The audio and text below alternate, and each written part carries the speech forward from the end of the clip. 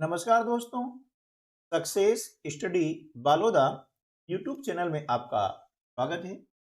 आज के इस वीडियो में कक्षा 8 बोर्ड परीक्षा 2024 की तैयारी के लिए हम लेकर के आए हैं विज्ञान विषय का अध्याय 11 विद्युत धारा के रासायनिक प्रभाव के अंतर्गत महत्वपूर्ण प्रश्नों का संग्रह। इस चैप्टर से 5 अंक के प्रश्न पूछे जाने हैं। अब ये 5 अंक के प्रश्न कौन कौन से हो सकते हैं वे हम इस वीडियो में जानने वाले हैं। तो आइए शुरू करते हैं हम आज का वीडियो।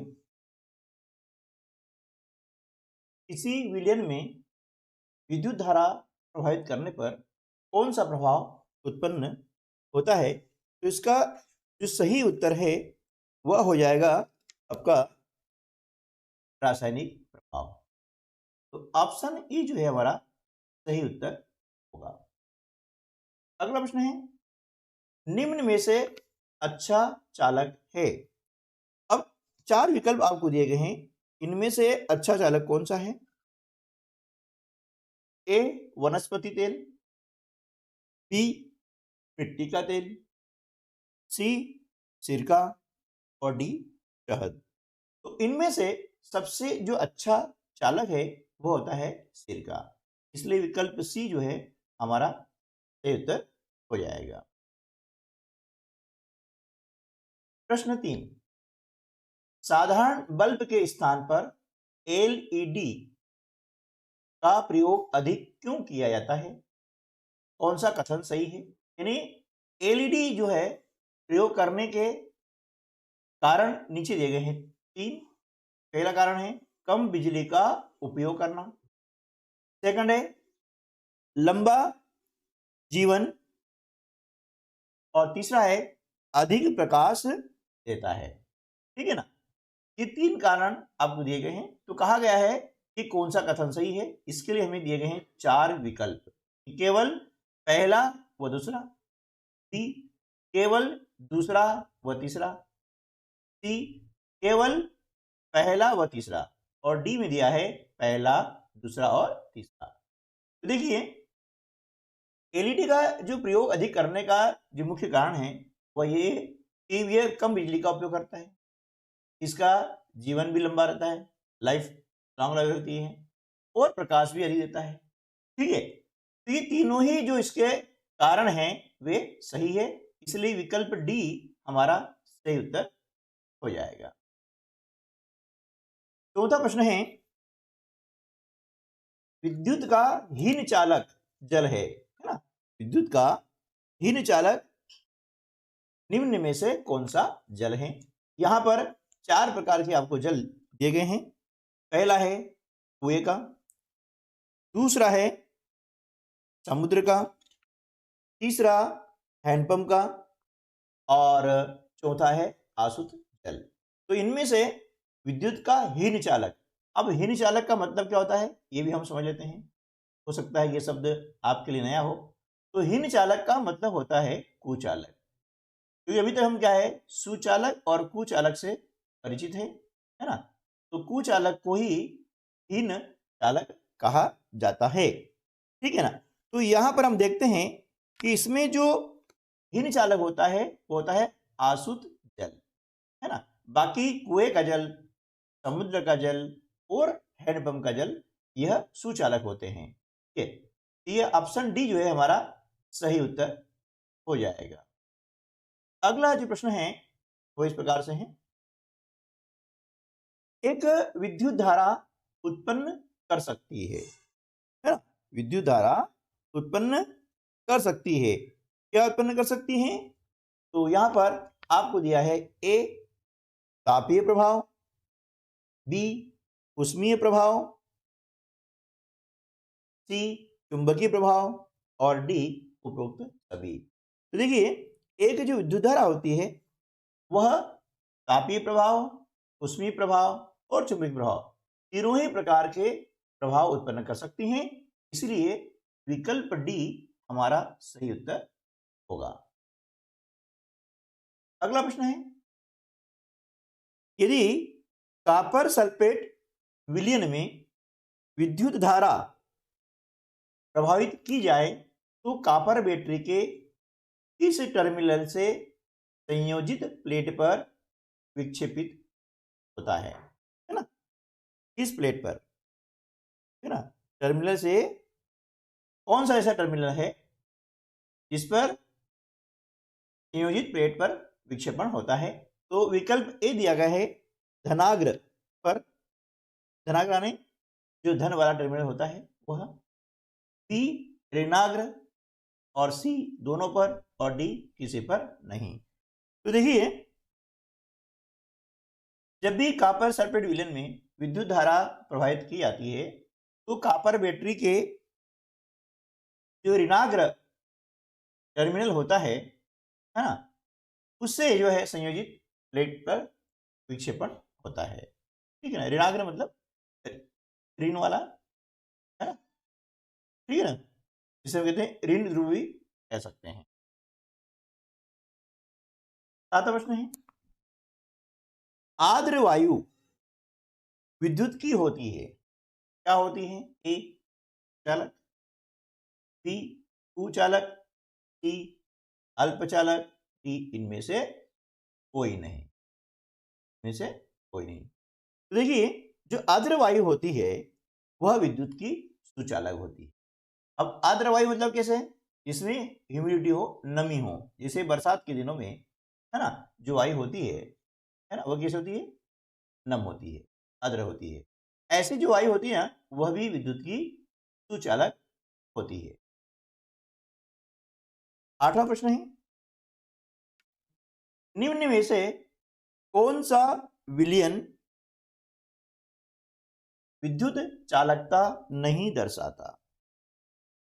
विद्युत चालकता नहीं दर्शाता है, देखिए ना, विद्युत चालकता वाले विलयन अलग होते हैं, है ना। इसमें देखिए कि 4 प्रकार के आपको विलयन दिए गए हैं। पहला है सिरका, दूसरा शक्कर का विलयन, तीसरा नींबू का रस, और डी साबुन का घोल। तो इनमें से जो है वह शक्कर का जो विलयन ऐसा विलयन है जो विद्युत चालकता नहीं दर्शाता है ना। तो विकल्प भी हमारा सही उत्तर हो जाएगा, जबकि सिरका, नींबू का रस और साबुन का घोल ये विलयन विद्युत चालकता को दर्शाते हैं। अब देखिए, प्रश्न क्रमांक 9 में आपको एक दिया है परिपथ। क्या दिया हुआ है? परिपथ दिया हुआ है। इस दिए गए परिपथ में दोनों तारों ए और बी, देखिए ये ए और ये है, के मध्य यहां पर किस वस्तु को हम रखें? यहां पर है ना, यहां पर किस वस्तु को रखने पर बल्ब जल जाएगा? तो यहां पर 4 विकल्प दिए गए हैं। ए गंधक, बी कोयला, सी तांबे की छड़, और डी लकड़ी, है ना। तो देखिए, हम देख रहे हैं कि यहां पर जो वस्तु रखेंगे वह कैसे होना चाहिए?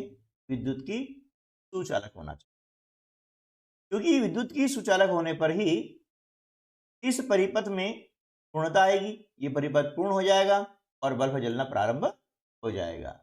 ठीक है ना। तो देखिए, गंधक, कोयला और लकड़ी ये विद्युत के कुचालक होते हैं, यानी हीन चालक होते हैं। इनमें से किसी एक को यहां रखेंगे तो विद्युत बल्ब नहीं जलेगा।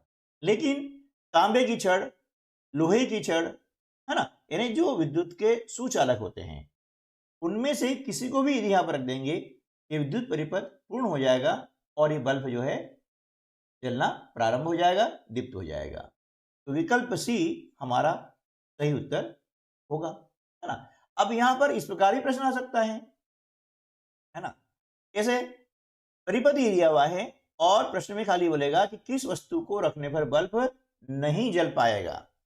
ठीक है, तो वहां पर क्या होगा कि आपको एक दिया जाएगा हीन चालक, यानी विद्युत का कुचालक, और बाकी 3 दिए जाएंगे, है ना, है ना। तो इसी प्रकार से प्रश्न पूछा जा सकता है। अब देखिए, प्रश्न 10वां है, दो द्रवों अ तथा ब के विद्युत चालन की जांच करने के लिए एक संपरीक्षित का प्रयोग किया गया है। द्रव ए है, इसमें देख रहे हैं आप, और ये द्रव ब है। यह देखा गया, क्या देखा गया? यह देखा गया कि संपरीक्षित का बल्ब द्रव अ के लिए चमकीला दीप्त हुआ, है ना, जबकि द्रव ब के लिए अत्यंत धीमा दीप्त हुआ।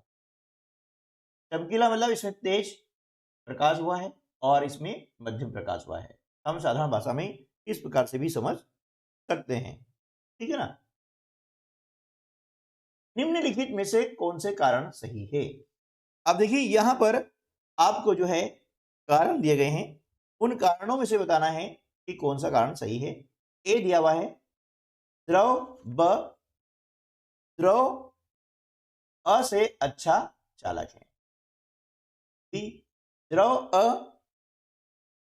द्रव ब से अच्छा चालक है। सी दोनों द्रवों की चालकता समान है। डी द्रवों की चालकता के गुणों की तुलना इस प्रकार नहीं की जा सकती।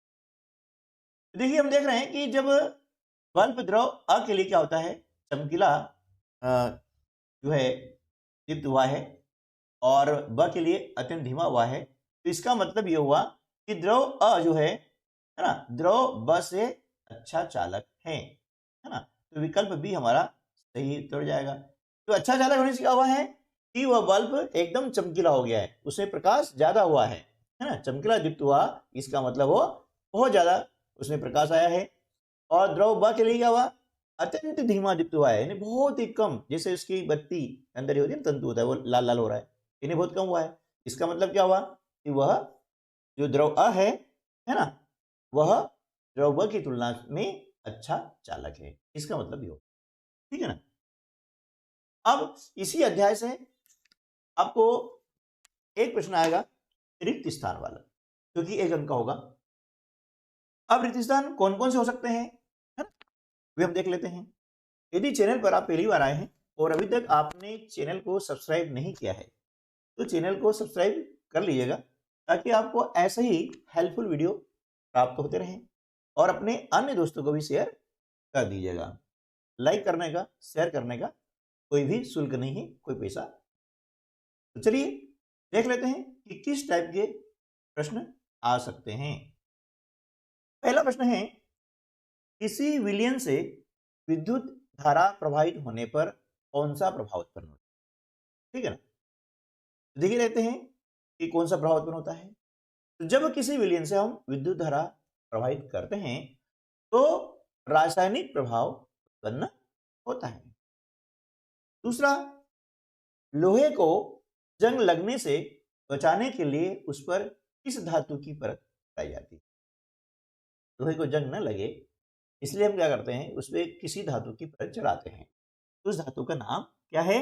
उस धातु का नाम है जिंक। क्या नाम उसका?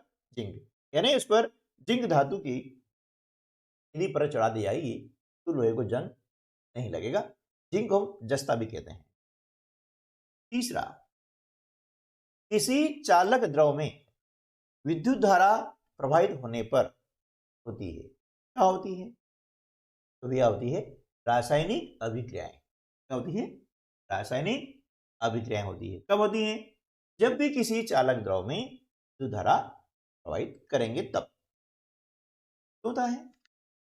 वे पदार्थ जो विद्युत का संचालन नहीं करते हैं क्या कहलाते हैं? जो पदार्थ विद्युत का संचालन नहीं करते हैं वे विद्युत के कुचालक कहलाते हैं, है ना, यानी विद्युत के हीन चालक कहलाते हैं। अगला प्रश्न है, नमक युक्त विलयन विद्युत का होता है, क्या होता है? सुचालक होता है। यदि विलयन में नमक मिला दिया जाए तो वह विलयन क्या होगा? विद्युत का सुचालक हो जाएगा।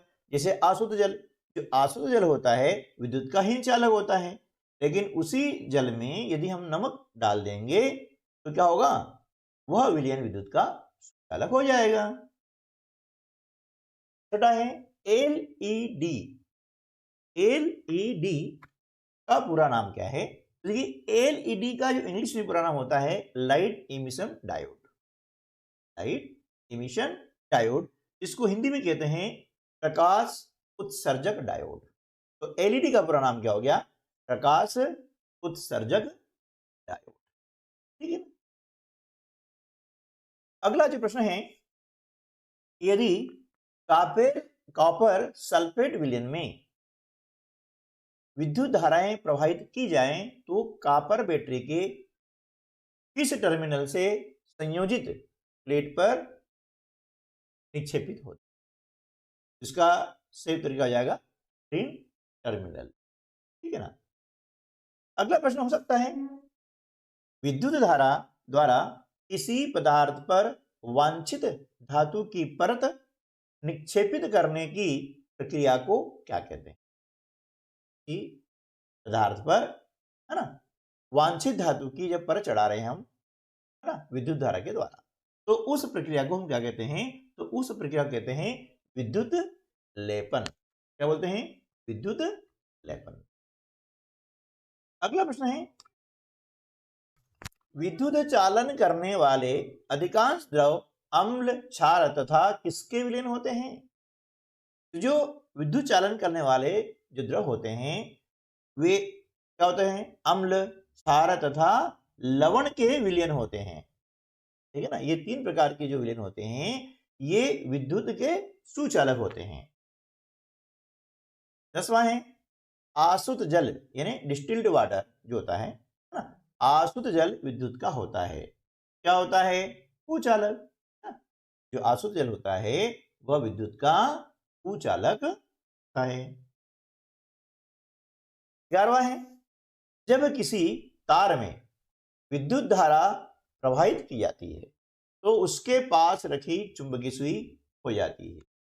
क्या हो जाती है? क्या हो जाती है ना। चलिए तो देख लेते हैं क्या हो जाती है। जब भी किसी तार में विद्युत धारा प्रवाहित की जाती है तो उसके पास रखी चुंबकीय सुई विक्षेपित हो जाती है। क्या हो जाती है? विक्षेपित।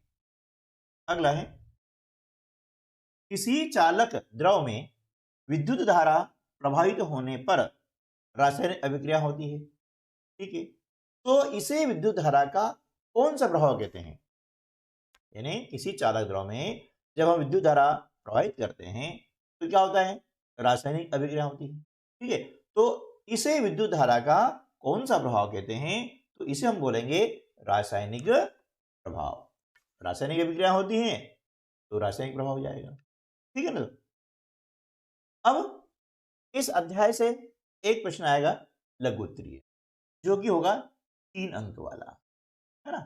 लघु उत्तरीय प्रश्न 3 अंक वाला होगा। ठीक है।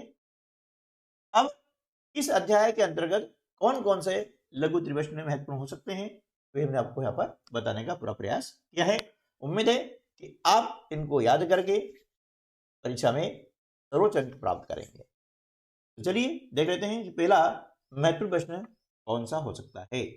पहला प्रश्न है, विद्युत चालकता दर्शाने वाले किन्हीं 4 द्रवों के नाम लिखिए। यानी ऐसे कोई से भी आपको 4 द्रव लिखना है, उनके नाम लिखना है जो विद्युत चालकता को दर्शाते हैं।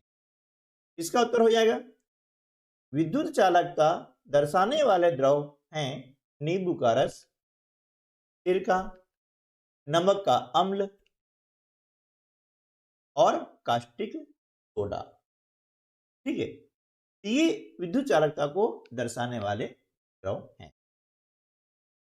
दूसरा प्रश्न है, गीले हाथों से विद्युत उपकरणों को छूना हानिकारक होता है। इसका आपको कारण बताना है, क्यों होता है। देखिए, गीले हाथों से विद्युत उपकरणों को छूने से हमारे शरीर में विद्युत प्रभावित हो सकती है। इससे हमारी जान जा सकती है। क्योंकि हाथ गीले दिए हैं, है ना, तो क्या होगा कि हमारे शरीर में विद्युत प्रभावित हो सकती है। क्योंकि जो गीला हाथ है पानी से हुआ है और वो पानी क्या होता है? विद्युत का सुचालक होता है।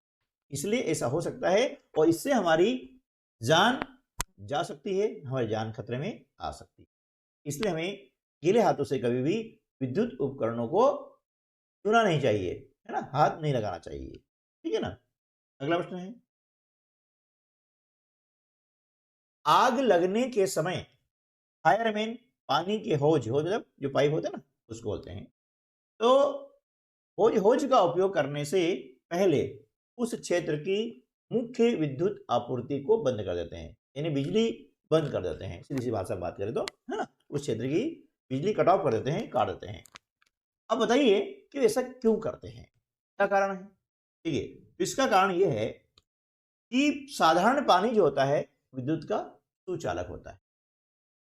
यदि पानी का छिड़काव करते समय पानी विद्युत बोर्ड आदि में चला गया, जहां मतलब जो है आग को बुझा रहे हैं, है ना, वहां पर उसके आसपास के एरिया में यदि विद्युत बोर्ड लगा हुआ है, उसके पानी अंदर चला गया तो सारे क्षेत्र में विद्युत धारा फैलने का खतरा रहता है, जिससे जान माल की हानि हो सकती है। तो इस कारण से वे क्या करते हैं कि जिस क्षेत्र में आग लगी है और फायरमैन आग बुझाते हैं तो उस क्षेत्र की जो बिजली होती है ना, लाइट होती है, उसको कट ऑफ कर देते हैं, विद्युत आपूर्ति को बंद कर देते हैं, ताकि इस प्रकार की कोई घटना घटित न हो। अगला प्रश्न है, दैनिक जीवन में विद्युत लेपन के उपयोगों को सूचीबद्ध कीजिए।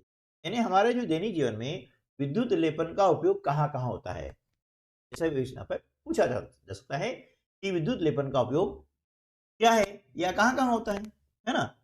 तो अब दैनिक जीवन में विद्युत लेपन की कई सारे उपयोग होते हैं, लेकिन यहाँ पर हमने केवल 6 लिखे हैं प्रश्न की महत्ता हिसाब से कि 3 नंबर का है, इतना होना चाहिए, है ना। बाकी और भी बहुत सारे से उपयोग हैं, जैसे नकली आभूषण बनाने में इसका उपयोग होता है ना। अब देखा होगा कि जो नकली आभूषण होते हैं उसके ऊपर सोने की या चांदी की परत चढ़ाई जाती है, ठीक है ना।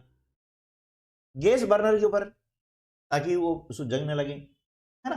कार के जो पार्ट्स होते हैं उनमें भी विद्युत लेपन का उपयोग किया जाता है। स्नान गृह की टोटियां, जो नल की टोटियां होती है ना, हमारे घर में जो नल होते हैं उसके ऊपर भी जो है क्या होता है कि विद्युत लेपन का उपयोग किया जाता है, ताकि वे जो नल हो जल्दी खराब ना हो, चमकीले दिखें, है ना, जंग न लगे। पहियों की रिम में, चाहे वो साइकिल का पहिया हो, है ना, या और कोई पहिया होते हैं ना, जैसे साइकिल पहिया होता है, अब साइकिल के पहिए रिम में आप देखोगे तो वो विद्युत लेपन द्वारा वहां होता है ना, ताकि वो क्या है कि जंग न लगे। इसी प्रकार से साइकिल का हैंडल होता है, सामने देखा होगा आपने, तो हैंडल में भी विद्युत लेपन का उपयोग किया जाता है, देखा होगा वो चमकीला होता है और उसमें जंग नहीं लगता है, ठीक है। इसके अलावा भी और बहुत सारे उपयोग हैं। अगला प्रश्न है, क्या शुद्ध जल विद्युत का चालन करता है? यानी क्या शुद्ध जल विद्युत का सुचालक है, इसे हम ऐसा भी कह सकते हैं। यदि नहीं तो इसे चालक बनाने के लिए हम क्या कर सकते हैं? यदि शुद्ध जल विद्युत का चालक नहीं है, इसे चालक बनाने के लिए हम क्या कर सकते हैं या क्या किया जा सकता है? तो देखिए, शुद्ध जल विद्युत का चालन नहीं करता है, यानी शुद्ध जल विद्युत का सुचालक नहीं होता है। वो क्या होता है? विद्युत का हीन चालक यानी कुचालक।